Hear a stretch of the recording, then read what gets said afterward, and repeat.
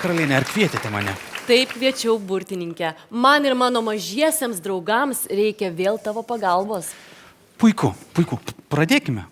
Rašysime laiškus Kalėdų seneliui. Ar jūs žinot, kad šiais laikais galima ne tik rašyti laišką, galima rašyti elektroninį laišką, galima išsiųsti SMS žinutę, arba galima tiesiog Kalėdų seneliui paskambinti. O tą padaryti mums tikrai padės grupė Alio.